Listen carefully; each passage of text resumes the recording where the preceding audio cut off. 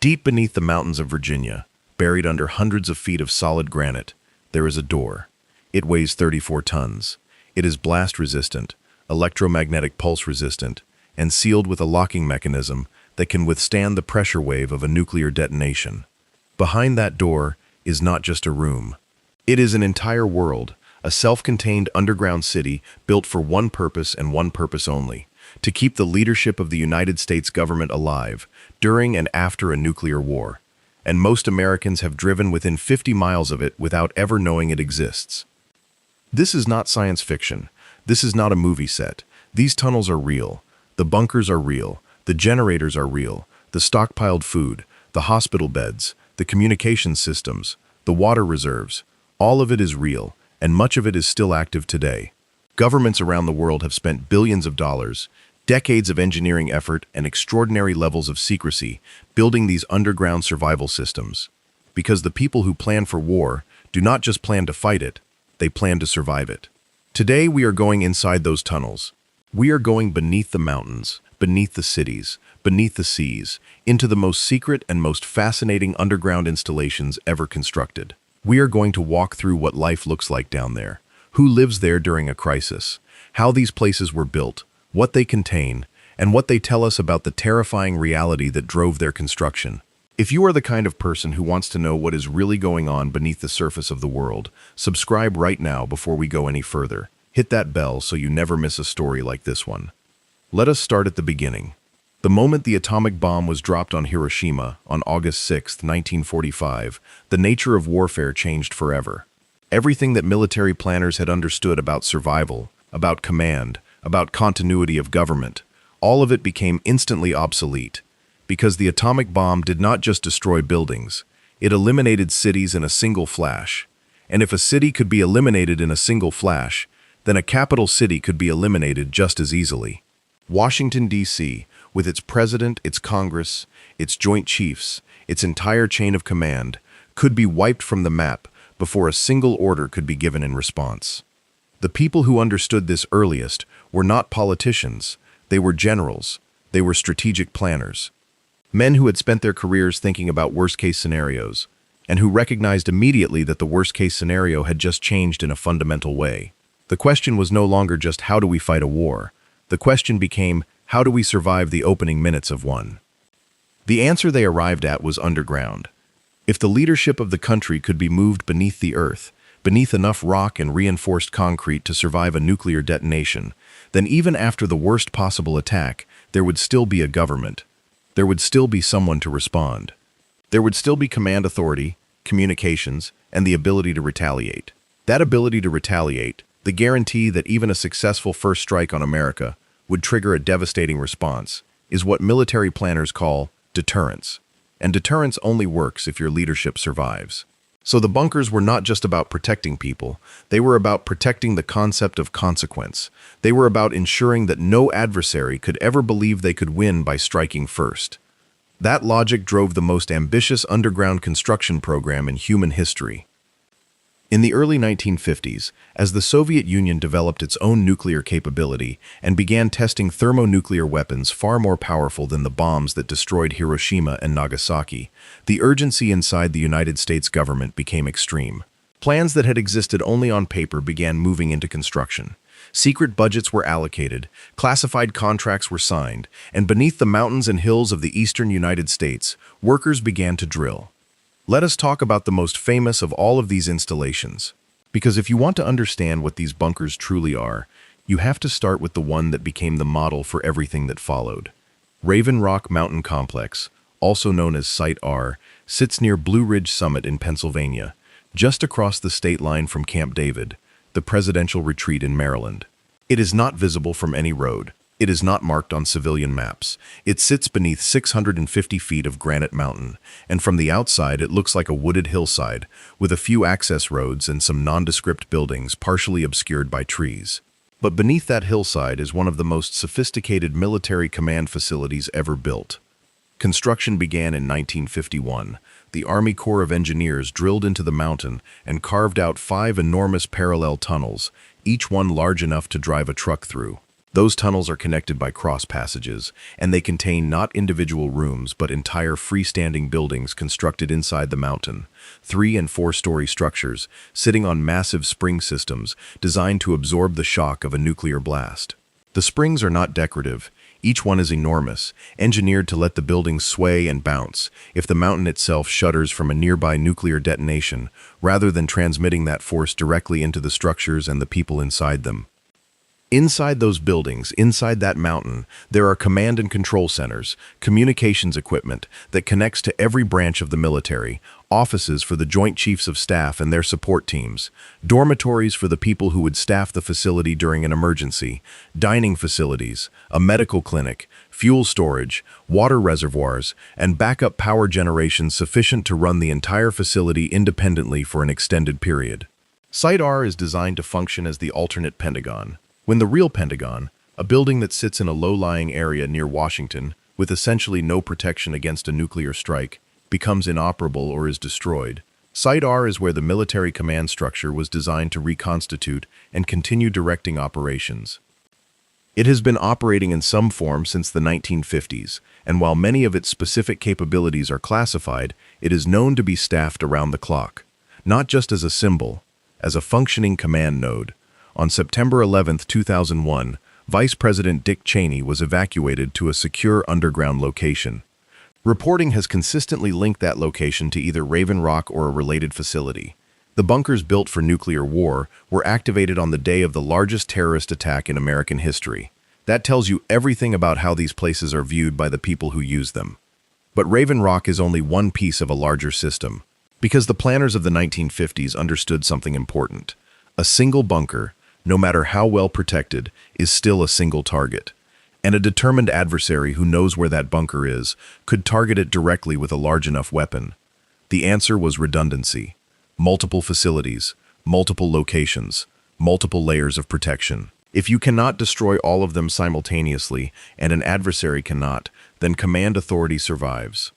That thinking led to a network of facilities spread across the eastern United States, some known, some only partially declassified, and some whose full capabilities remain secret to this day.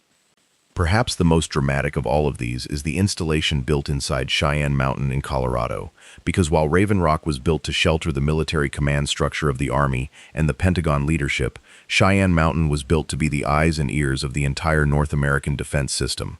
It was built to watch for nuclear attack in real time and to serve as the central nervous system for the American response. Cheyenne Mountain Complex sits beneath 2,000 feet of granite in the Rocky Mountains outside Colorado Springs. The tunnel entrance alone is imposing, a massive road bored straight into the side of the mountain, wide enough for large vehicles, lined with reinforced walls, and sealed at its entrance by enormous blast doors that can withstand the pressure wave from a nuclear detonation. Those doors are over 25 tons each. They can be closed and sealed in seconds. Inside the mountain, engineers carved out a chamber large enough to hold 15 freestanding steel buildings. The largest of those buildings is 3 stories tall. All of them sit on an array of over 1,000 giant springs, each spring over 3 feet in diameter and 3 feet tall, designed to absorb the shock of a nuclear blast and allow the buildings inside to move independently of the mountain around them. The entire internal structure essentially floats. The mountain itself provides the protection. At 2,000 feet of granite overhead, a nuclear weapon would have to strike almost directly on top of the installation and be of extraordinary yield to penetrate to the depth of the complex. The rock absorbs the blast, the heat, the radiation, and the electromagnetic pulse. What survives inside the mountain survives intact and operational. Cheyenne Mountain was the home of NORAD, the North American Aerospace Defense Command, the organization responsible for detecting and tracking any airborne threat to North America. The radar networks, the satellites, the sensor systems spread across the continent and in orbit, all fed data back to Cheyenne Mountain, where operators monitored screens around the clock, watching for the signature of an intercontinental ballistic missile launch. If the Soviets had ever launched a strike, it would have been the personnel inside Cheyenne Mountain who saw it first, who calculated the trajectories, who determined the targets, and who passed the warning up the chain of command to the president. The facility was staffed continuously from the time it became operational in 1966 through 2006, when NORAD's command functions were moved to a facility at Peterson Air Force Base. The mountain is now maintained in warm standby status, meaning it can be reactivated and fully operational within a very short period if needed. The infrastructure is intact. The springs, the blast doors, the power systems, the water supply, all of it remains ready. And in recent years, as concerns about electromagnetic pulse attacks have grown, Cheyenne Mountain's ability to operate in a hardened environment, completely shielded from EMP, has made it relevant again in ways that were not anticipated when NORAD moved out. Some of the systems that were relocated to Peterson Air Force Base have reportedly been moved back or duplicated at Cheyenne Mountain specifically because of the EMP protection the mountain provides. The old Cold War bunker turns out to be uniquely suited to a category of threat that barely existed as a concern when it was built. Now let us talk about the facility that is perhaps the most extraordinary of all, the one that was hidden in plain sight for nearly 3 decades inside one of the most famous resort hotels in America. The Greenbrier is a luxury resort in White Sulphur Springs, West Virginia. It has hosted presidents, celebrities, and dignitaries for over 2 centuries. It has a golf course, a spa, fine dining, and hundreds of elegantly appointed rooms. It is the kind of place that appears in travel magazines and on lists of America's most prestigious destinations. And for 30 years, from 1958 to 1992, beneath its west wing, hidden under a new exhibition hall that was added as part of a major construction project, there was a fully equipped congressional bunker designed to house all 535 members of the United States Congress in the event of nuclear war. The facility was called Project Greek Island. Its existence was one of the most closely guarded secrets in American government. The bunker contained individual dormitory rooms for all senators and representatives, a cafeteria capable of feeding hundreds of people, a fully equipped hospital with an operating room and intensive care capability, a decontamination facility for people who had been exposed to radiation, a television studio from which congressional leadership could broadcast to the nation, a power plant, water treatment systems, communications equipment, and a massive amount of stored food and supplies. The entire facility was built to sustain the full legislative branch of the American government for an extended period following a nuclear attack. The Greenbrier Resort was used as the cover story. Maintenance of the bunker was carried out by a small team who worked at the resort under cover identities, presenting themselves as audio-visual technicians. The resort itself was used as a liaison point, and the existence of the bunker was never confirmed to the resort staff beyond the small team that actually maintained it. Members of Congress knew it existed. Their spouses did not. In 1992, a journalist named Ted Gupp published an article in the Washington Post revealing the existence of the facility. Once the location was public, the bunker was decommissioned. The logic was straightforward and sobering. A bunker whose location is known is not a bunker. It is a target. Once the Greenbrier facility was exposed, it lost its fundamental purpose, which was to provide an undisclosed location where the legislative branch could survive and function. After decommissioning, it was open to tours, and today visitors can walk through the dormitory rooms, the communications center, and the decontamination chambers as a historical exhibit. Standing in those rooms, looking at the bunk beds designed for United States senators, at the cafeteria tables where the House Ways and Means Committee would have eaten powdered eggs after the end of the world, at the television studio from which the Speaker of the House would have addressed a nation of survivors, is a genuinely strange experience. It is a space built around an assumption so terrible that most people can barely hold it in their minds. The assumption that the war would come, that Washington would burn, and that the people in those bunks would be among the only functioning government left in the country. Let us go deeper now, because the congressional bunker and the military command facilities represent one layer of the system, but the most critical single individual in the entire American government is not a senator or a general, it is the president. And the protection of the president, and more specifically, the protection of the president's ability to authorize the use of nuclear weapons, has driven an entirely separate and extraordinarily sophisticated set of survival systems. The president does not have just one bunker. The president has a layered system of protection that includes fixed facilities, mobile platforms, airborne command posts, and sea-based systems, all designed to ensure that no matter what happens, the president, or whoever is next in the constitutional line of succession, can issue and authenticate orders to the nuclear forces. The most well-known of the fixed presidential bunkers is the Presidential Emergency Operations Center, or POCAC, located beneath the east wing of the White House. This is not a large facility. It is designed not to house the president for months, but to provide immediate protection and a command capability during the opening minutes and hours of an emergency, enough time to evacuate or to make decisions about retaliation.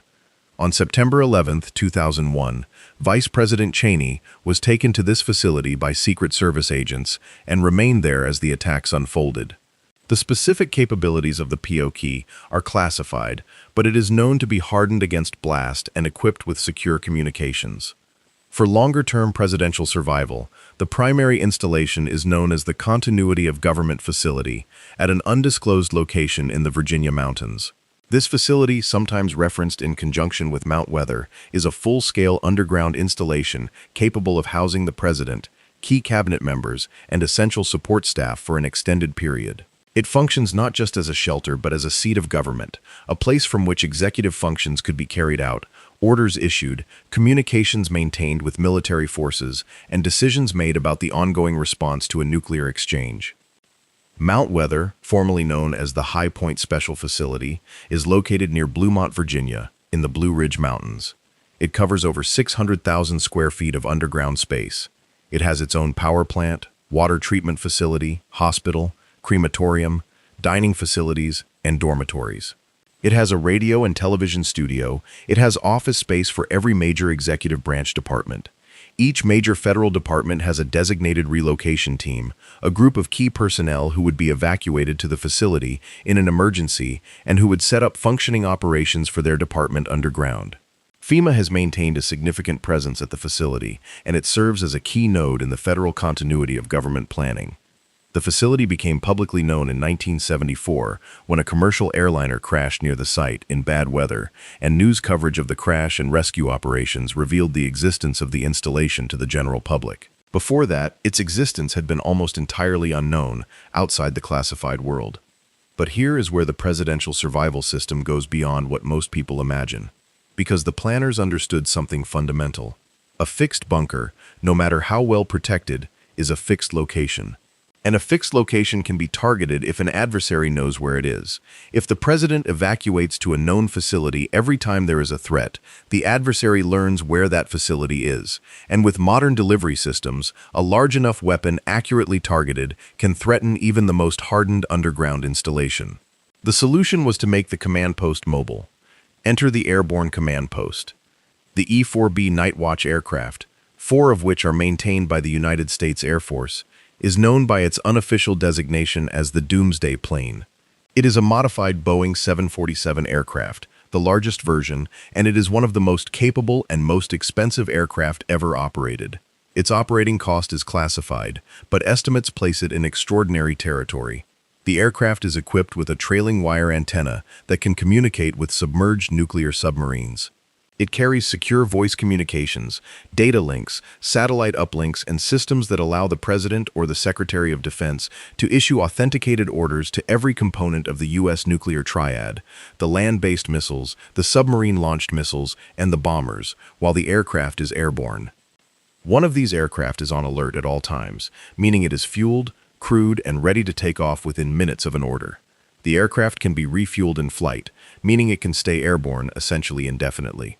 In the event of a nuclear attack, the president and key staff would be evacuated to Air Force One and then potentially transferred to or operate in conjunction with an E-4B, which would provide the survivable airborne command post that fixed facilities cannot guarantee.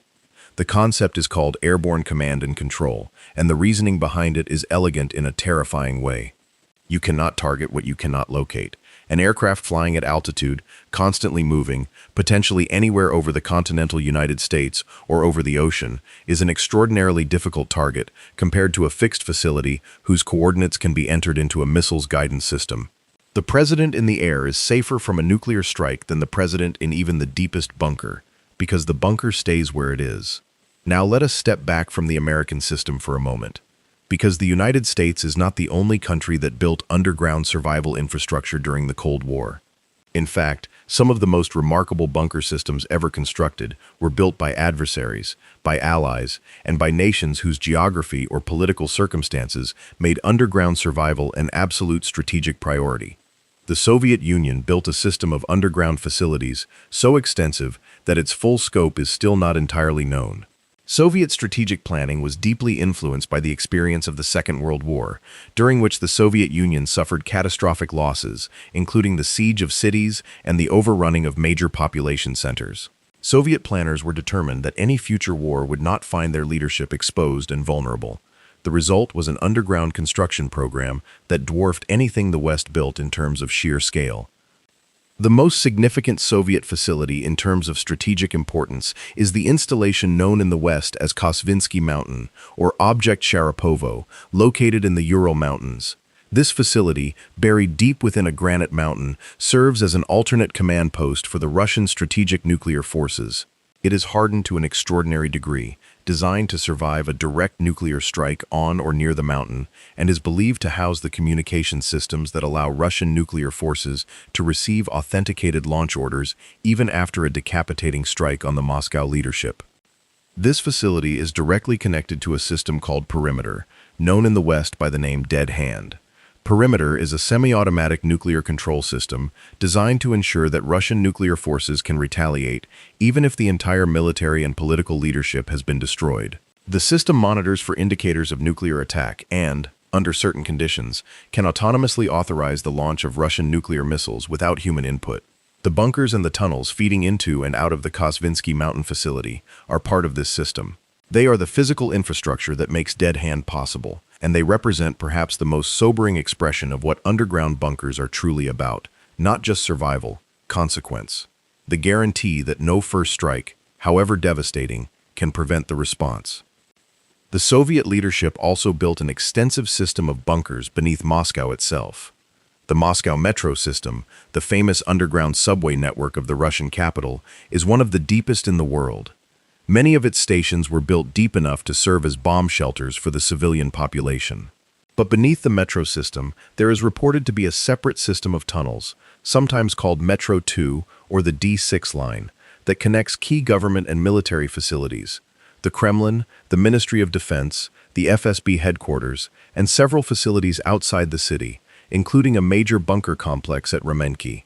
The existence of Metro 2 has been referenced by former Russian military and intelligence officials, has been investigated by journalists and researchers, and has been partially confirmed by circumstantial evidence and declassified intelligence assessments. But the full system has never been officially acknowledged by the Russian government. What is acknowledged is that Russia has continued to invest heavily in underground military infrastructure. In the years since the end of the Cold War, rather than abandoning these facilities as the West largely did, Russia has maintained, and in many cases modernized, its underground command and survival systems. Russian military doctrine continues to take the possibility of nuclear conflict more seriously at a planning level than Western doctrine does, and the infrastructure reflects that. The tunnels are still there. The blast doors still work. The generators still run. Let us now go back underground in a different direction. Because the story of military tunnels built for nuclear survival is not just a story about superpowers. It is a story about every nation that found itself in the shadow of potential nuclear conflict and made the decision to build downward. The United Kingdom built a network of regional government headquarters, known as RSGs, during the 1950s and 1960s.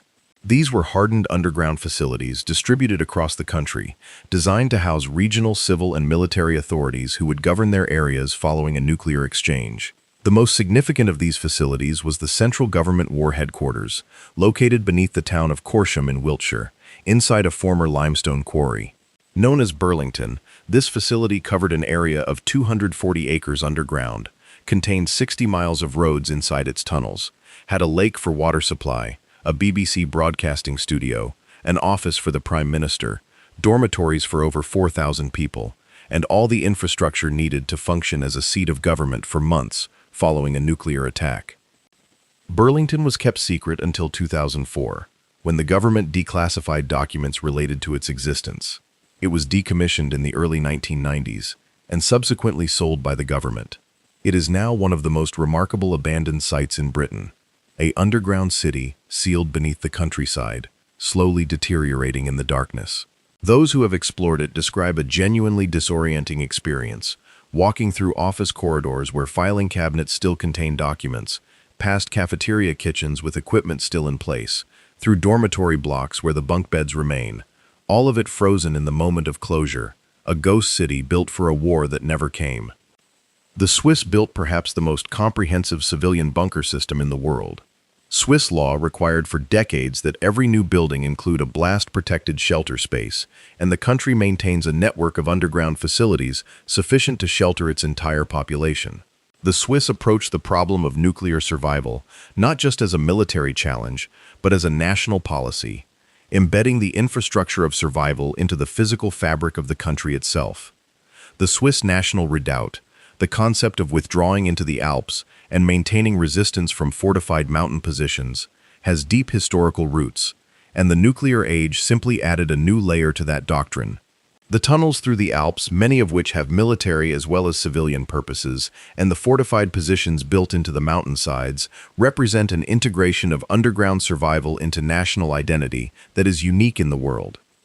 Sweden during the Cold War built an extraordinary network of underground naval bases, the most famous of which is the Muskö Naval Base, carved out of a granite island near Stockholm. The base is literally inside a mountain, with tunnels large enough to shelter destroyers and submarines, with dry docks, repair facilities, fuel storage, and command centers all located beneath hundreds of feet of rock. The entrance is at water level, a massive tunnel opening into the harbor, allowing warships to sail directly into the mountain. From the outside, the mountain looks like any other rocky island in the Stockholm archipelago. From the inside, it is a fully operational naval facility, capable of continuing operations through a nuclear exchange. The base was operational for decades and has only recently been decommissioned and partially converted to other uses. Norway built similar installations, including the underground Olavsvern naval base, which was carved from solid rock and could shelter submarines and other naval vessels. These Nordic facilities shared a common design philosophy: use the natural geology as protection. Do not build hardened structures above ground when you can put everything inside the ground. The rock itself is the armor. And the extraordinary thing is that this approach works at a level that no amount of reinforced concrete above ground can match. 2,000 feet of granite is 2,000 feet of granite. Nothing built by human hands provides equivalent protection. Now let us talk about what it is actually like to be inside one of these facilities. Because the engineering and the strategy are fascinating, but the human dimension, what life inside the bunker actually means for the people who would live there, is what gives these places their most powerful meaning. Imagine you are a military officer assigned to one of these facilities. Your role in a continuity of government scenario has been designated in advance. You know your assignment. You have been briefed on the procedures, and then the call comes, the attack warning, the evacuation order, and you move. The first thing you notice, the first thing everyone who has done exercises in these facilities notices, is the sound of the blast doors closing. The massive steel doors, weighing tens of tons, sealing shut. The sound is final in a way that is hard to describe. Because when those doors close, what is on the other side of them no longer exists in any way that can help you. Whatever is happening on the surface, whatever fires are burning, whatever has been destroyed, is on the other side of that door, and you are on this side of it. Inside, the space is not what civilian imagination typically pictures. It is not dark and claustrophobic like a cave. These facilities are built to be functional over extended periods, and that means lighting, ventilation, reasonable working spaces, and enough infrastructure to sustain hundreds or thousands of people. But the absence of windows, the constant artificial light, the recycled air, the knowledge of what is above you, all of that creates a psychological environment unlike anything in normal life. People who have worked in these facilities for extended exercise periods describe a flattening of the normal rhythms that govern human existence. There is no sunrise to tell you morning has arrived. There is no fresh air carrying the smell of rain. There is no looking out a window at clouds or trees or the movement of the world. There is only the tunnel, the lights, the hum of the ventilation system, and the work. The work is relentless. Because these facilities exist for one purpose, to maintain the command and control functions that allow military and political leadership to make decisions and issue orders during the worst crisis in human history. That means communications must be continuously monitored. Decision makers must be briefed on incoming intelligence. Nuclear force status must be tracked. Diplomatic channels, if any remain, must be maintained. The possibility of negotiations, of escalation management, of ceasefire, all of it must remain theoretically possible, even as the world above is burning. The people who would staff these facilities in a real crisis are not random.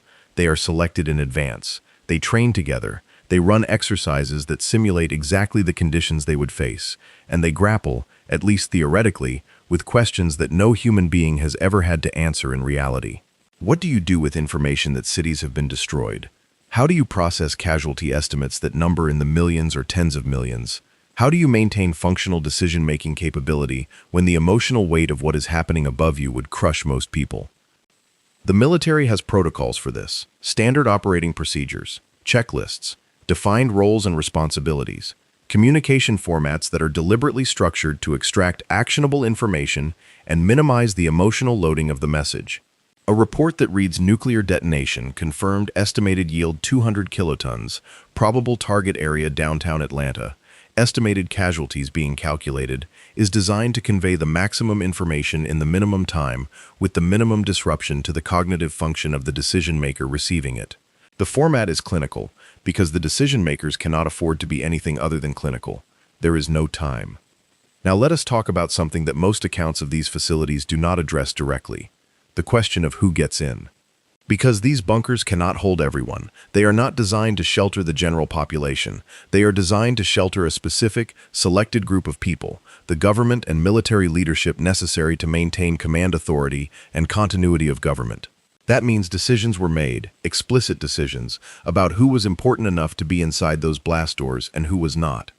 For the congressional facility at the Greenbrier, the selection was relatively straightforward, at least in theory. Members of Congress and essential support staff.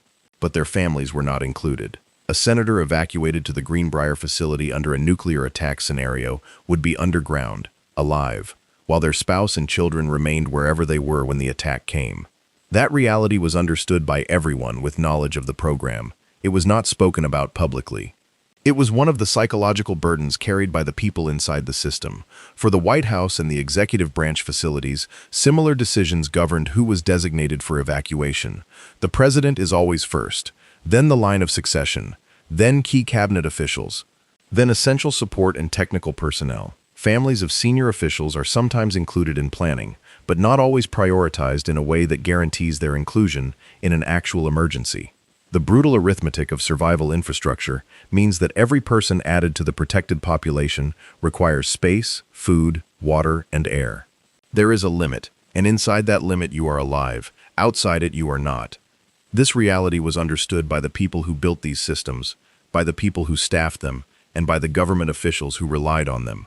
It created what some historians and policy researchers have described as a two-tier system of survival, one in which the powerful had a guaranteed refuge and the general population did not. Critics of the bunker programs made this point repeatedly. Defenders of the programs argued that the facilities were not designed to allow the powerful to survive while the population perished. They were designed to maintain a functioning government that could manage the response, negotiate an end to the conflict, and organize the recovery. Without leadership, the argument goes, even the survivors of the initial attack would face a far worse outcome. With functioning government, however damaged, there is at least the possibility of coordination, of resource allocation, of reconstruction. Whether you find that argument compelling or not, the bunkers exist. The decisions embedded in them are real. And the question of who deserves protection and who does not in the most extreme circumstances imaginable is one that these facilities force into the open in a way that ordinary peacetime governance never does. Let us shift now to some of the more surprising and less well-known elements of the underground survival infrastructure. Because the famous facilities, Cheyenne Mountain, Raven Rock, the Greenbrier, Mount Weather, tend to dominate the public narrative. But the network of underground military infrastructure built during the Cold War was far more extensive than these landmark facilities suggest. Across the continental United States, the Army, Navy, Air Force, and various intelligence agencies built hardened underground facilities for a wide range of specific purposes. Intercontinental ballistic missile launch control centers are perhaps the most widely distributed of these facilities. The Minuteman missile fields of the Northern Plains states, North Dakota, South Dakota, Wyoming, Montana, and Nebraska, are underlaid with a network of underground launch control capsules and missile silos that represent one of the most significant construction programs in American military history. Each launch control capsule is a hardened underground structure suspended on shock absorbers, reached via an elevator from a small above-ground building. The capsule is designed to survive a nearby nuclear detonation and to allow the two-person crew inside to survive and continue to monitor and, if ordered, launch their missiles. The capsules are circular, roughly the size of a large room, and the crew assigned to a 24-hour alert duty inside them live and work in a space designed to remain functional through the opening of a nuclear war. The crews who pulled alert in these capsules during the Cold War describe an experience that is almost meditative in its isolation and intensity. You descend into the capsule, the blast door is sealed behind you, and for the next 24 hours you are in a room the size of a large bathroom with one other person, responsible for the most consequential weapons system in human history. The procedures you follow have been drilled into you until they are automatic. The checklists are laminated. The communication protocols are precise. The two-person rule, which requires two independent individuals to authenticate and execute every significant action, is absolute. No single person can launch a missile. Both members of the crew must act simultaneously, using separate keys, at separate locations in the capsule far enough apart that no single person can reach both at once. This two-person rule, this deliberate physical separation of the capability to launch from any individual's unilateral action, is one of the fundamental safeguards of the nuclear age, and it is built into the physical design of the underground capsule in a way that cannot be bypassed without destroying the capsule itself. The architecture of the bunker is the architecture of the safeguard. The physical space enforces the policy. The silos themselves, the underground vertical chambers that house the missiles, are engineering achievements of a remarkable and sobering kind. A Minuteman III missile silo is roughly 80 feet deep and 12 feet in diameter. The missile inside is held in a canister that is itself suspended on shock absorbers. The silo cap is a reinforced concrete cover, weighing hundreds of tons that can be explosively blown off in a fraction of a second when a launch command is received. From the moment a launch command is authenticated and executed, the missile is airborne within seconds. The entire system from decision to launch was engineered to be faster than any defensive response an adversary could mount. These facilities are still operational. The United States maintains approximately 400 land-based Minuteman III missiles in alert status at this moment. Somewhere in the plains of the northern states, right now, two-person crews are sitting in underground capsules, monitoring their systems, waiting for orders they hope never come. The tunnels are occupied, the blast doors are sealed, the keys are in their locks. The Navy's contribution to underground survival infrastructure is different in character, but equally important in strategic terms. The nuclear-powered ballistic missile submarine is in many ways the ultimate survivable nuclear system because it is mobile, it is hidden, and it is extraordinarily difficult to find or target. But submarines need bases. They need facilities where they can be maintained, armed, crewed, and supported. And during the Cold War, many of those facilities were built underground or in heavily hardened configurations. The submarine base at Bangor, Washington, and the base at Kings Bay, Georgia, both support Ohio-class ballistic missile submarines, and both incorporate hardened and protected infrastructure. The submarine tenders, the communication systems, the weapons handling facilities, all designed with survivability in mind. Because a submarine that can survive a nuclear war is only as valuable as the base infrastructure that can arm it, fuel it, and communicate with it. If the base is destroyed, the submarine on patrol is eventually a sealed vessel, with no way to reload, no way to receive orders, and no way to return to a functioning home port. The communications infrastructure for the submarine force is itself a remarkable engineering achievement that operates in ways most people would never imagine. To communicate with a submerged submarine, you cannot use normal radio. Water blocks radio frequency transmissions effectively. The solution is extremely low-frequency radio, ELF, which uses enormous antenna arrays to generate signals that can penetrate seawater to a depth sufficient to reach a submarine at patrol depth. The antenna systems for ELF communications were enormous, some of them miles long, built across remote areas of Wisconsin and Michigan during the Cold War. The communication centers that drove those antennas were hardened facilities designed to survive nuclear attack. Because if the submarine is the last surviving element of the nuclear deterrent, the ability to reach it, to authenticate an order to it, to tell it that its country has been attacked and that it should respond, is the final link in the chain of consequence that deterrence depends on. The submarines themselves were designed so that if they could not receive communications for an extended period, if the silence from the shore lasted long enough, the crew would conclude that the command structure had been destroyed and would be authorized to open their orders and proceed accordingly. The logic circles back to deterrence. Even if every command facility, every bunker, every underground capsule, every airborne command post was destroyed, a ballistic missile submarine on patrol would survive, and its crew, following their orders, would respond. The enemy knows this. That knowledge, the absolute certainty that a response is coming no matter what, is what deterrence means. Let us now talk about something different. Let us talk about what has happened to many of these facilities since the end of the Cold War, because the story does not end with the fall of the Soviet Union in 1991. In some ways, the most interesting chapter is what comes after. When the Cold War ended, governments on both sides of the former Iron Curtain faced the question of what to do with an extraordinary amount of underground infrastructure that had been built at enormous expense and was now, at least theoretically, less necessary. Some facilities were simply closed. The Greenbrier bunker was decommissioned and turned into a tourist attraction. The Burlington facility in Britain was sealed and eventually sold. Some of the regional government headquarters around Britain were demolished or repurposed. Facilities in Germany, in France, in the former Warsaw Pact countries were emptied and abandoned. But abandonment does not mean disappearance. These places still exist in the physical world. The tunnels are still there. The concrete is still there. The blast doors in many cases are still there, often sealed, sometimes corroding, but fundamentally intact. And the people who find them, explore them, document them, and think about them are left with a powerful and unsettling encounter with recent history. The urban exploration community has documented many of these facilities in extraordinary detail. Explorers have entered abandoned bunkers in Britain, Germany, France, the former Soviet Union, and elsewhere, photographing and filming spaces that still contain the furniture, the equipment, and in some cases, the documents of the Cold War planning apparatus. Standing in a decommissioned Soviet bunker, looking at maps on a wall that show Western European cities as potential targets, at communications equipment designed to survive the opening of nuclear war, at dormitory rooms built for senior party officials who would have waited out the worst of the attack before emerging into whatever remained, is an encounter with a world that plans seriously and at enormous expense for something that most people today prefer not to think about. The former Soviet bunker complex beneath Moscow, the facility at Ramenki, has been partially opened to commercial development and tourism. The Taganka bunker in Moscow, a former Soviet command facility located beneath a Moscow city street at a depth of approximately 65 meters, has been converted into a museum.